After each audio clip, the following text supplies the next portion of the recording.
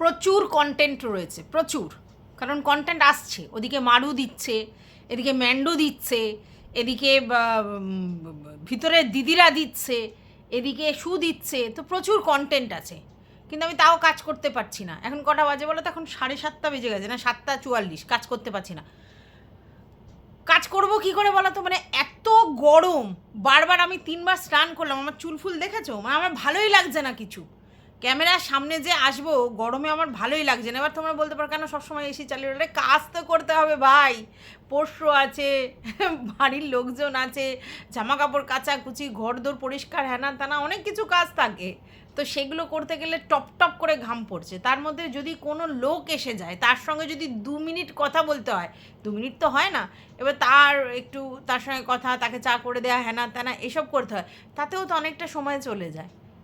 আর তারপরে আমি সত্যি বলছি, আমার দুপুরবেলা এত অস্বস্তি লাগছিল, আমি যে ভিডিও করব আমার সেই ইচ্ছেটুকু আমার লাগছিল না, মানে এত এক্সস্টেড লাগছিল। এই গরমে আমার সত্যি ভাল লাগছে না। এখন আবার ছেলেকে একটু খেতে দিলাম, ও এলো সবে, এসে একটু লিকার চা দিলাম ওকে, শরীরটাও ভালো নেই খুব একটা, এত গরমে জার্নি করতে হচ্ছে। তারপর ওকে খাবার দিলাম, দিয়ে আধা অধুরা আমাদের রাতের রান্নার জোগাড় করলাম, করে তারপরে আমি চলে এলাম। এত কথা কেন বলছি? কারণ তোমরা দেখতে পাচ্ছ যে আমার ভিডিও ঠিকমতো আসছে না, তাহলে তোমাদের একটু সন্দেহ হবে যে কী ব্যাপার, সবাই ভিডিও করে ফাটিয়ে দিচ্ছে, তুমি কোথায় যাচ্ছ, যে কিনা কন্টেন্টের ভুকা। তো যাই হোক, এখন আমি একজনের একটা কমিউনিটি পোস্ট দেখলাম, সেটা কিসের? শুয়ের। তো কমিউনিটি পোস্টটা দেখার পর আমার মনে হলো যে কোথাও না কোথাও তো কিছু না কোথাও না কোথাও কিছু একটা হয়েছে, ঠিক আছে? এবার তখন বুঝতে পারলাম যে কোথায় কোথায় কমেন্ট আসতে পারে, ঠিক আছে? তো গেলাম, সেখানে গিয়ে দেখলাম ও বাবা হ্যাঁ কমেন্ট, আচ্ছা। তারপরে দেখলাম সে বলছে আমি আগের ভিডিওতেও কমেন্ট করেছি, তারপর সেটাও দেখলাম। দেখে ঠেকে আমার মাথার মধ্যে যেগুলো এলো সেগুলোই তোমাদের সঙ্গে শেয়ার করব। এবার এখানে একটা কথা বলি, সেটা হচ্ছে যে শুয়ের একটা ভিডিও এসেছিল সকালবেলা, যেই ভিডিওটাতে শু হচ্ছে বলেছে যে এপি, দুটোই এপি, একটা মুন আর একটা অর্পিতাদি, এদের দুজনের কথা বলছে যে এরা সত্যি কথা বলছে, ঠিক আছে? আচ্ছা। আর এদেরকে বলছে চাটুকাগিরি করেছে, সেটাকে মানে একটু ম্যানিপুলেট হয়েছে, চাটুকাগিরি নয়, ম্যানিপুলেট হয়েছে। ম্যানিপুলেট কার কার কথা বলেছে? দেবশ্রীদি, দীপ্তিদি আর রিম্পার কথা বলেছে, ম্যানিপুলেট হয়েছে। হ্যাঁ, তো আমি একা ম্যানিপুলেট হই না। আচ্ছা, এইখানে কিন্তু খুব বাচ্চা বেঁচে গেছি, আমি খুব বাচ্চা বেঁচে গেছি। কেন? আমার নামটা কিন্তু ধারে ধম্মেও আসছে না। কেন বলো? তার কারণ হচ্ছে আমার তো কারোর সঙ্গে যোগাযোগটা নেই, তাহলে আমার নামটা আসার কোনো জায়গা নেই। আচ্ছা, এইবার আমাকে তো কোনো দিনই ও বলবে না, কারণ আমি তো দুজনেরই দোষ দেখেছি। এমনি আমার নাম দোগলা, তোমরা জানো, তো দুজনের দোষ দেখলে তাকে বলবে না। কিন্তু এদিকে এদিকে এপি আর মুন দুজনেই কি করেছে? পায়েল টুকে সাপোর্ট করেছে, আর ওদিকে ওরা তিনজন পায়েল টুকে সাপোর্ট করেনি, ঠিক আছে? আমি ভাই দুজনকেই সাপোর্ট করিনি। তো স্বাভাবিকভাবে ও তখন কি বলেছে যে ম্যানিপুলেট হয়েছে গোল্ডি দিদির দ্বারা। এইবার এখান থেকে সমস্যাটা শুরু হয়েছে।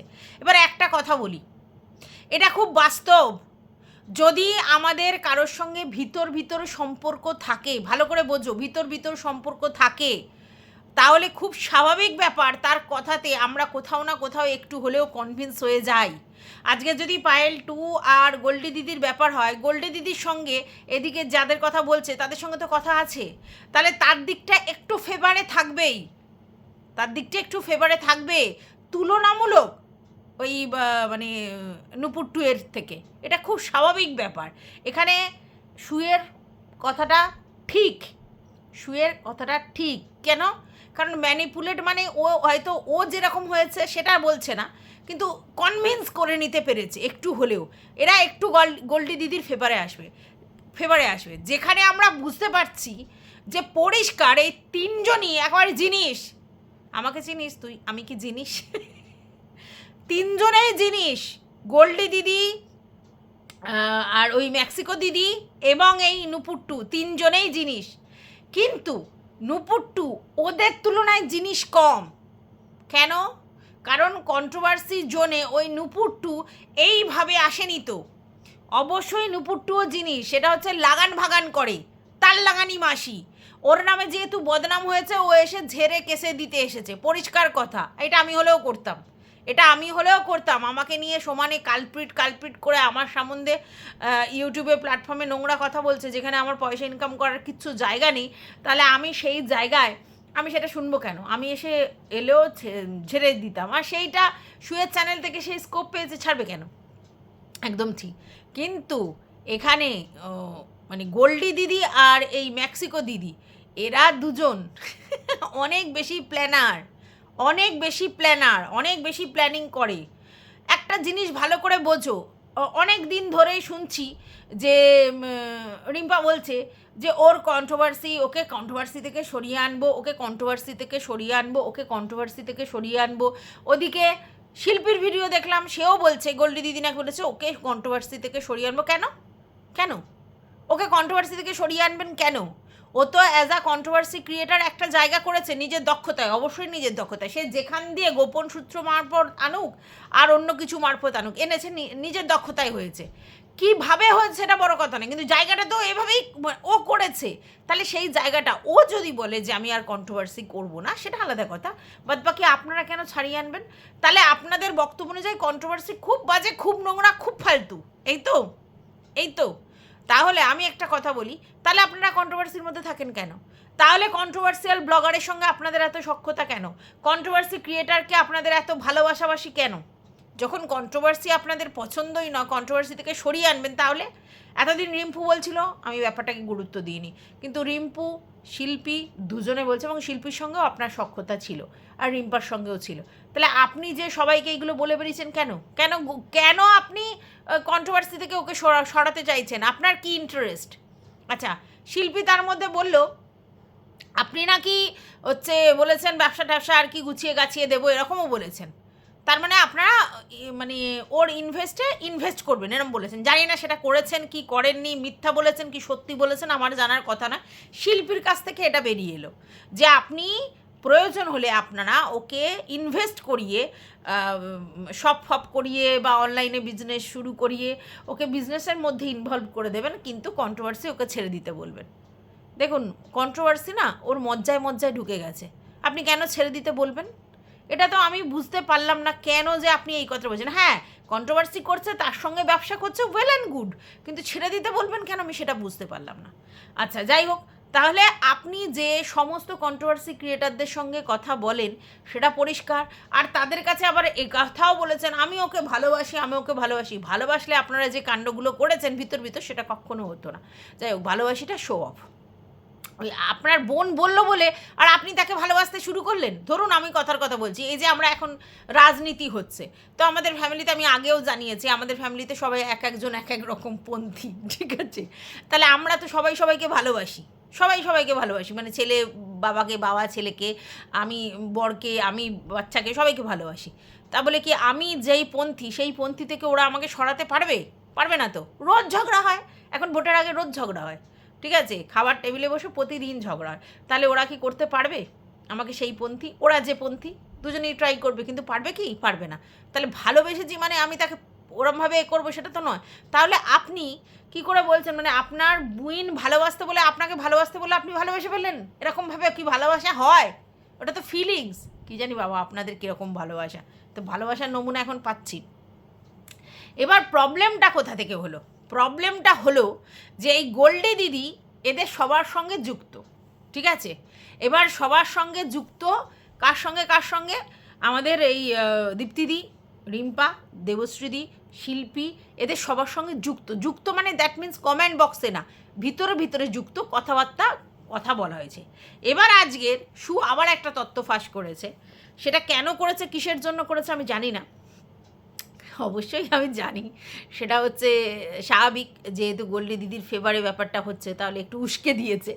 তো বলছে যে এই যে এরা একটু ম্যানিপুলেটিভ হচ্ছে, তো এদের সম্বন্ধেও গোল্ডি দিদি বলেছিল কোনো একদিন একটা স্ট্রিম লাইভ করে এদের সব আসল কথা বের করে দেবো, যা আমার সঙ্গে বলেছে সেগুলো স্ট্রিম লাইভ করে বের করে দেবো। তার মানে এদের এই প্রবণতা আছে, ভিতরে কথা বলবো, সে যাই বার করার কথা বলুক, ভিতরে কথা বলবো, আবার যখন প্রয়োজন পড়বে বা লেজে পা পড়বে দেন ঘুর করে সব উগরে দেবো। বুঝতে পেরেছো? তাহলে এই যে কথাটা, তার মানে বুঝতে পারছো এরা কীরকম টাইপের জিনিস।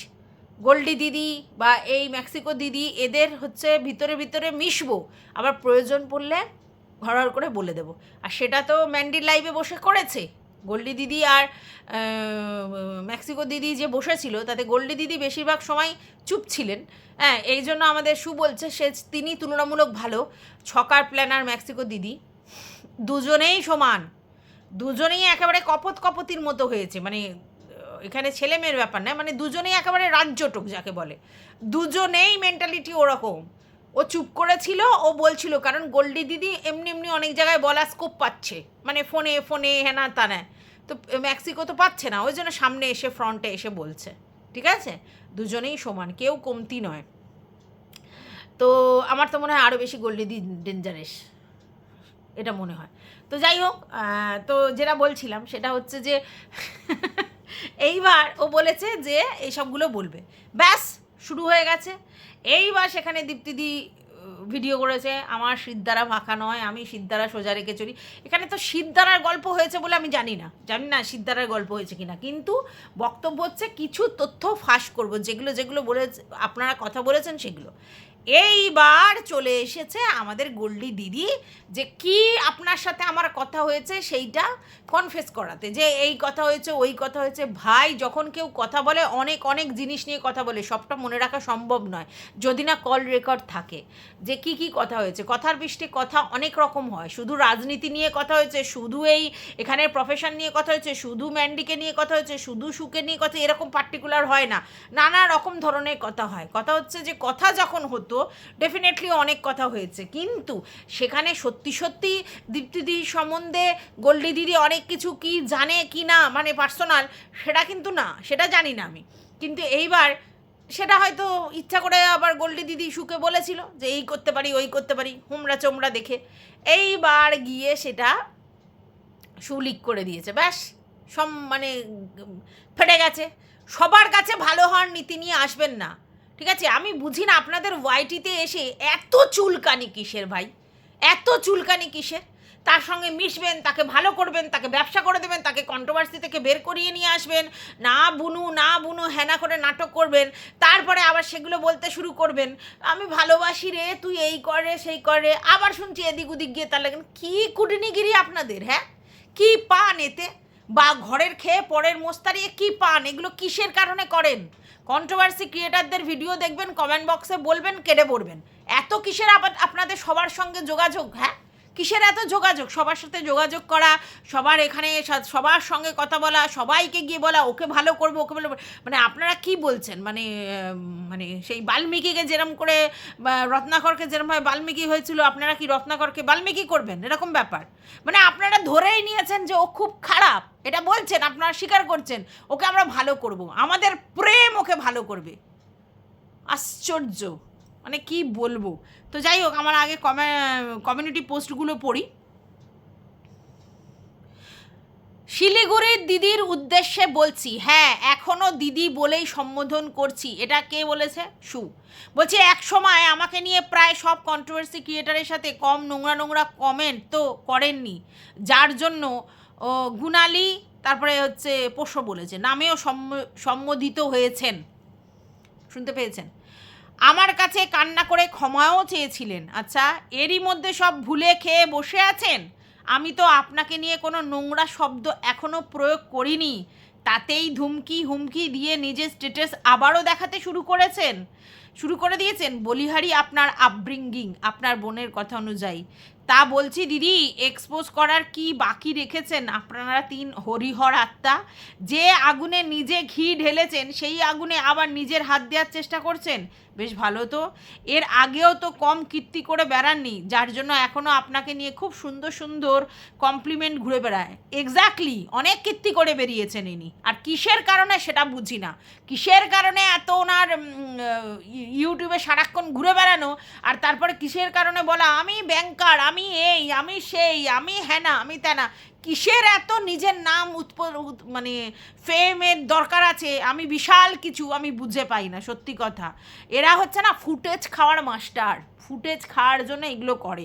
আর তারপরে যখন দেখে যে সেই ফুটেজের মানে অপোজিটে এরকমভাবে মানে ঝামাও ঘষে লোকে, তখন তখন ফেটে যায়। তো আপনি আপনার মনের পবিত্র ইচ্ছাকে কোনোভাবেই দমিয়ে রাখবেন না, করে ফেলুন, বলে ফেলুন আপনার মনে যা চায়, বাকিটা না হয় আমি দেখে নেব, বুঝে নেব, ঠিক কথা। তবে একটাই অনুরোধ, আমাকে আপনারা যেভাবে ভালোবেসেছেন এভাবে আর কাউকে ভালোবাসতে যাবেন না, নয়তো ভালোবাসা শব্দটির উপর থেকে মানুষের ভরসা চিরদিনের মতো লোপ পেয়ে যাবে। ভালো থাকবেন 2 ফুটফুটে সন্তান আর স্বামীকে নিয়ে। আচ্ছা, এবার আমি বলি, কাঁঠাল পাতা কখন ছাগলকে খাওয়ায় সেটা নিশ্চয়ই জানো। তো ওকে কাঁঠাল পাতা খাইয়েছিল, খাইয়ে ওই ভালোবাসার গুলিটা আসলে কাঁঠাল পাতার মধ্যে দিয়ে খাইয়েছিল। আচ্ছা, এইবার দেখলাম ওই গল্লি দিদির একটা কমেন্ট, লাস্ট ভিডিও ঠাকুরনগরের দেখলাম, যা ইচ্ছে বলে চলেছে। তোমার কাছে একটা রিকোয়েস্ট রইল, আমার এক বিন্দু সময় হচ্ছে না এখন, বাবা কি ব্যস্ত, আমাদের এখানে কাল ভোট জানোই তুমি, একবার প্রশ্নটা তুমি করো যে তোমাদের সাথে আমার প্রফেশনাল ছাড়া আর বাচ্চাদের ছাড়া কি কি কথা হয়েছে, যে আমি নাকি স্ট্রিম লাইভ করতে চেয়েছি, আর কত মাস ধরে তোমাদের সাথে আমার কোনো কথা হয় না সেটাও বলো প্লিজ। কি করে কথা হবে কত মাস ধরে? এখন তো কথা বলা বন্ধ হবে, তার কারণ ওই যে গল্লি দিদি তো এখন ভালো করতে চেয়েছিল বুনুকে, হ্যাঁ, তাহলে ঠাকুরনগরের বুনুকে, তাহলে কি করে কথা হবে?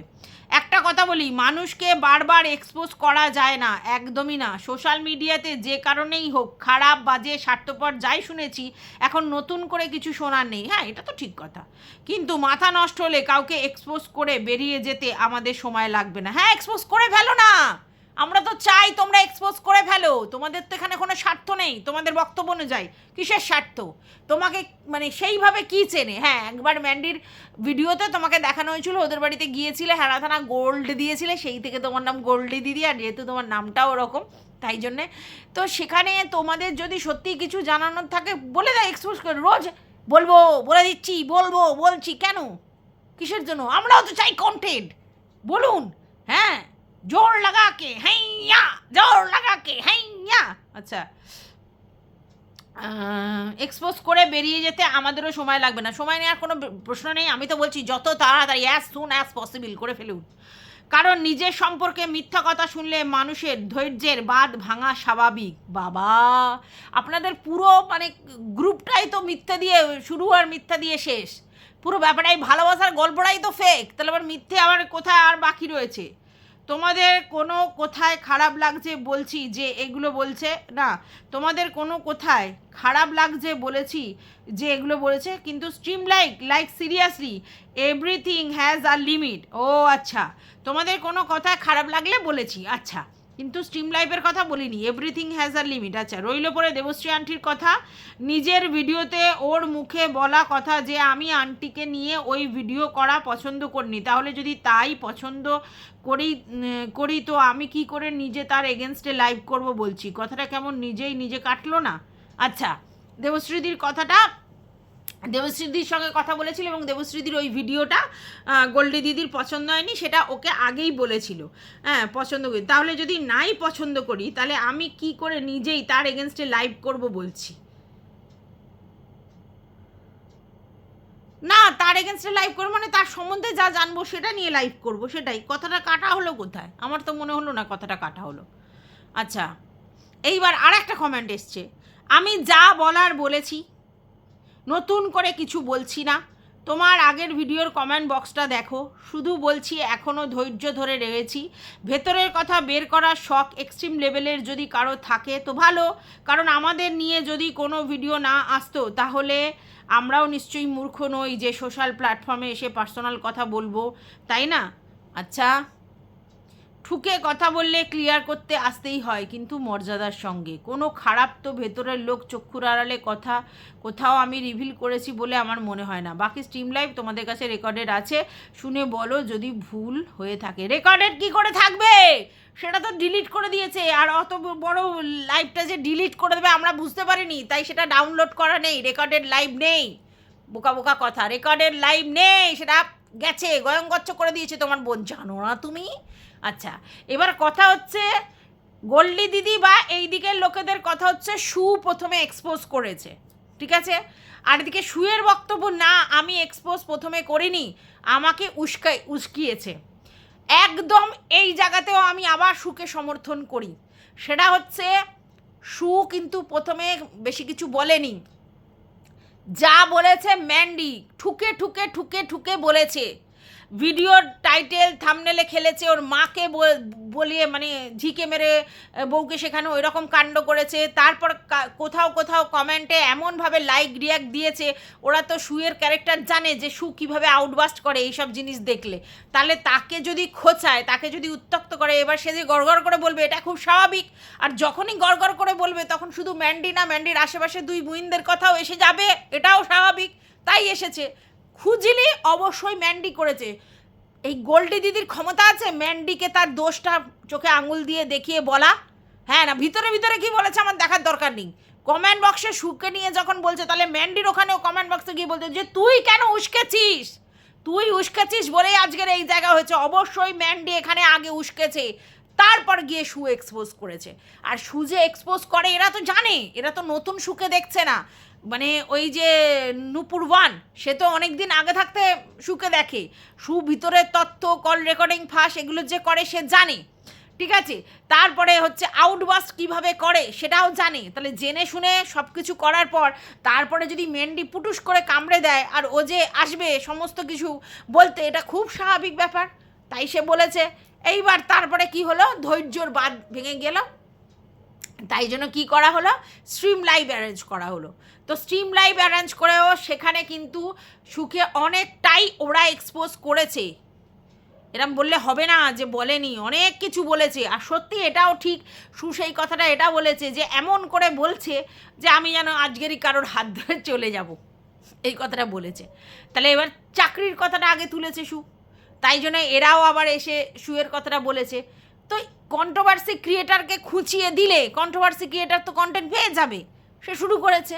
এইবার আপনারা বলছেন যে এটা হবে না ওটা হবে, তো আমরা চাই যে জুয়ালামুখী কিছু একটা হোক, আপনারাও এক্সপোজ করুন, ও এক্সপোজ করুক, এক্সপোজ এক্সপোজ এক্সপোজ।